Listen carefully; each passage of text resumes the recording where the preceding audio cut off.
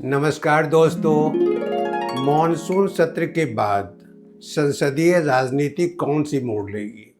क्या देश में इमरजेंसी लगेगी या देश की सरकार बदलेगी? क्या सत्ता बनाए रखने के लिए गैर कानूनी तरीकों का इस्तेमाल होगा या जनता स्वाभाविक रूप से मौजूदा सरकार को ही स्वीकार कर लेगी? आखिर देश के माहौल में जो कसेलापन है वह राजनीति की नदी को किस ओर बहा कर ले जाएगा? क्या यह नदी किसी शांत प्रदेश में अपना ठिकाना ढूंढेगी या देश में खून खराबा होगा? इन सारी घटनाओं के बाद क्या जनता यह दोहराएगी कि हम खड़े खड़े बहार देखते रहे, कारवां गुजर गया, गुबार देखते रहे?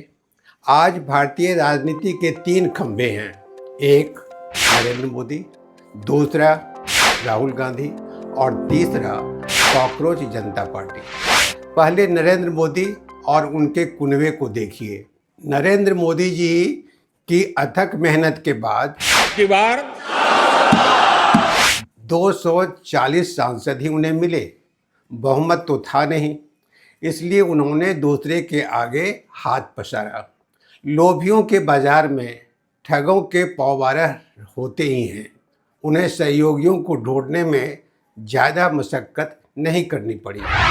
मैं नरेंद्र दामोदर दास मोदी ईश्वर की शपथ लेता हूं कि मैं विधि द्वारा स्थापित भारत के संविधान के प्रति सच्ची श्रद्धा और निष्ठा रखूंगा। मैं भारत की प्रभुता और अखंडता अक्षुण्ण रखूंगा। मैं संघ के प्रधानमंत्री के रूप में अपने कर्तव्यों का श्रद्धापूर्वक और शुद्ध अंतःकरण से निर्वहन करूंगा। उनकी सरकार गाजे बाजे के साथ चल पड़ी। उनकी वारात में ईडी, सीबीआई और चुनाव आयोग शामिल हो गया। सुप्रीम कोर्ट को भी शामिल बाजा होने में देर नहीं लगी। कीर्तन कम, हरि बोल ज्यादा का मशल सही साबित हुआ। उसने कांग्रेस की आलोचना बहुत की, लेकिन उसकी ही आर्थिक नीतियों पर वह चलती रही, यानी अधिक से अधिक निजीकरण, ऋण पर निर्भरता, प्राकृतिक संसाधनों की लूट, अपने बाजार में विदेशियों के प्रवेश की खुली छूट। राजनीति लगभग गटर बनती चली गई। वह भ्रष्टाचार में लिप्त होती गई और पूंजीपतियों से पैसे लेकर राजनीतिक खरीद बिक्री का उद्योग चलाती रही। राजनीति में सफलता के लिए नफरत बोना, रोपना और काटना उनकी आदत में शामिल हो गई। उसने देश की समस्याओं को संबोधित नहीं किया। नतीजा यह है कि वह अपना तेज खोती चली गई। अब हालत यह हो गई है कि वह संसद तक का सामना नहीं कर पा रही। नतीजा है कि वे विरोधियों को देशद्रोही कहकर आत्मसंतोष की मुद्रा में हैं। दूसरी ताकत है राहुल गांधी का कुनबा। 100 वर्षों से अधिक पुरानी है उनकी पार्टी। आज़ादी आंदोलन के मूल्य उससे जुड़े हैं। लंबे समय तक आज़ाद भारत में उसने शासन किया है। उसके दो प्रधानमंत्रियों की हत्या हुई है। उनकी नीतियों का प्रभाव इस देश के चप्पे चप्पे पर है।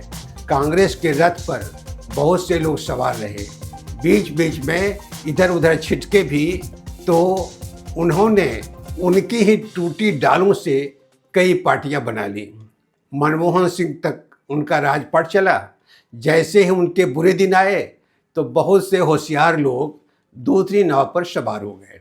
टूटे रथ के पहिए को हाथ में लेकर राहुल गांधी लड़ते रहे। लाख मुसीबतें आई लेकिन हिले नहीं। अब वे यह कहने में नहीं चक रहे कि प्रधानमंत्री को पागल कर देंगे। जब तक इस्तीफा नहीं देते हैं उन्हें सोने नहीं देंगे। And we can drive them crazy. इनको हम मतलब पागल कर देंगे। मैं आपको बता रहा हूं, नरेंद्र मोदी रात को नहीं सोता है।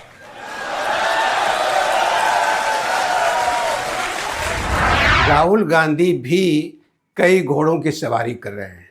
वे घोड़े भी अस्थिर नहीं रहते, वे बार बार दाएं या बाएं छिटकते रहते हैं। उनकी सबसे बड़ी परेशानी है उनकी ही नीतियां। मौजूदा समय में वे निजीकरण का विरोध कर रहे हैं। सवाल है कि क्या राहुल गांधी निजीकरण के रास्ते से वापस आएंगे? क्या देश को आत्मनिर्भर बनाने के लिए उनके पास कोई वैकल्पिक योजना है? क्या वे भारतीय संसाधनों के आधार पर ही आत्मनिर्भर भारत बनाने की बात करेंगे? तीसरा जो खंभा है वह है कॉकरोच जनता पार्टी। उसके संयोजक अभिजीत दिपके हैं। उन्होंने अमेरिका से अभियान छेड़ा। व्यंग्य से शुरू हुआ यह अभियान तमाम अंदेशे के बाद शिक्षा मंत्री धर्मेंद्र प्रधान की कुर्सी खा गया। उनके सदस्य निर्भय नजर आते हैं। टीवी चैनल पर जब उनके प्रवक्ता से पूछा गया कि अभियान चलाने के लिए पैसे कहाँ से आते हैं, तो उनका जवाब था कि पीएम केयर फंड से। जो भी है, उसने बंद ढक्कन को खोल दिया है और देश में एक नया ज्वार है। युवाओं की बड़ी फौज उठ खड़ी हुई है। उनकी आवाज़ बिजली की कौन सी पूरे देश में फैलती जा रही है। स्कूल के प्रांगण से लेकर विश्वविद्यालय के परिसर तक में सरकार से हिसाब किताब मांग रही है। वो अपने सपनों की पूर्ति के लिए रास्ते भी तलाश रही है। जंतर मंतर पर मिली सफलता से वे अतिरिक्त उत्साह में हैं। फिलहाल उनका एजेंडा गांव की ओर मुड़ा है। उनमें उत्साह और उमंग की कोई कमी नहीं है। वे देश के नवनिर्माण के लिए पहल करना चाहते हैं। इन तीनों शक्तियों के बीच छोटी मोटी अन्य राजनीतिक शक्तियां भी उछल कूद कर रही हैं।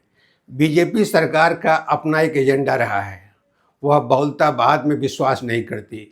उसका अघोषित लक्ष्य हिंदू राष्ट्र का निर्माण है। दुर्भाग्य से इस रास्ते में दो बड़े रोड़े उगाए हैं। वे हैं राम मंदिर में चंदा चोरी और प्रधानमंत्री नरेंद्र मोदी की यह गर्वोक्ति कि भारत दुनिया में नंबर 2 का गोमांस निर्यातक देश है। इससे उसके हिंदूवाद पर गहरे प्रश्न चिन्ह उभर आए हैं। जनता और साधुओं में यह बात गई है कि बीजेपी के लोग असली हिंदू नहीं हैं। उसके लिए मंदिर और गाय सत्ता प्राप्ति के साधन मात्र हैं। लोकतंत्र में बहस के दरवाजे बंद हैं। पार्लियामेंट मुंह खड़ी है। जो लोग चुने ही इसलिए जाते हैं कि बहस करें, वे बहस से दूर भाग रहे हैं। पक्ष और विपक्ष एक दूसरे में छोटे मोटे नुक्स ढूंढते रहते हैं जिसके माध्यम से एक दूसरे को कटघरे में खड़ा कर सके। दोनों में निम्न स्तर की बहसबाजी जारी है। हालात इतने बुरे हैं कि राष्ट्रगान के भी फेक वीडियो बनाए जा रहे हैं और बताया जा रहा है कि राहुल गांधी कितने देशद्रोही हैं। इस संकट के समय मुख्य सवाल है नीतियों को बदलने का, जिसने युवाओं के लिए स्पेस कम कर दिया है। वह कौन सी राजनीतिक शक्ति होगी जो नीतियों के बदलने की जिम्मेदारी उठाएगी और देश का नवनिर्माण करेगी। देश को और खासकर युवाओं को इसका बेसब्री से इंतजार है। आज इतना ही। चैनल से जुड़े रहें, वीडियो को शेयर करें और चैनल को सब्सक्राइब करें। आपका बहुत बहुत धन्यवाद।